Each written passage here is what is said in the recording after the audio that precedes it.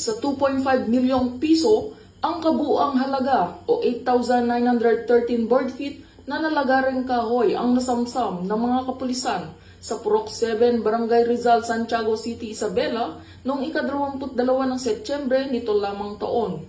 Sa pinagsanib na persa ng Criminal Investigation and Detection Group, Isabela Provincial Field Unit, sa ilalim ng pamumuno ni Police Major Rolandolf B. Pugoon, Officer in Charge, katuwang ang CIDG Santiago City Field Unit, Santiago City Police Office at City Mobile Platoon, ay inaresto ang driver ng truck na lulan ang mga nabanggit na illegal na kahoy.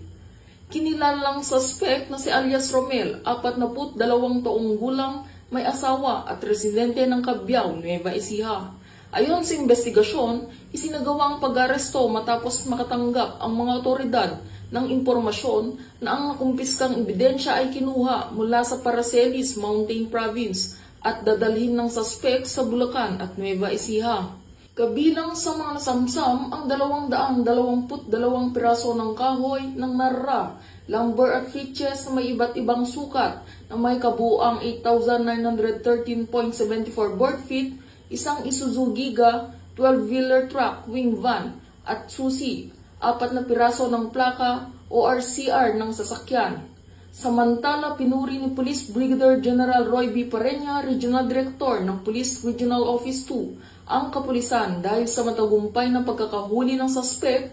Dagdag nito, hinikayat ni Police Brigadier General Parenya ang iba pang mga miyembro ng hanay na ipagpatuloy ang mahigpit na pagpapatupad sa Presidential Decree 705 upang patuloy maprotektahan at mapangalagaan ang kalikasan sa lambak ng Cagayan. Ang kapulisan sa lambak ng Cagayan ay patuloy sa pagpupursige upang masawata ang mga lumalabag sa batas at mga gumagawa ng illegal na pagtotroso na nakakasira sa yaman ng kagubatan, dahil ang yaman ng kalikasan ay makakatulong sa pag-unlad ng bansa tungo sa bagong Pilipinas. Dito sa lambak ng Cagayan, ako ang inyong PNN correspondent, Patrolwoman Ledesma, alagad ng batas, taga-taguyod ng Balitang Pulis.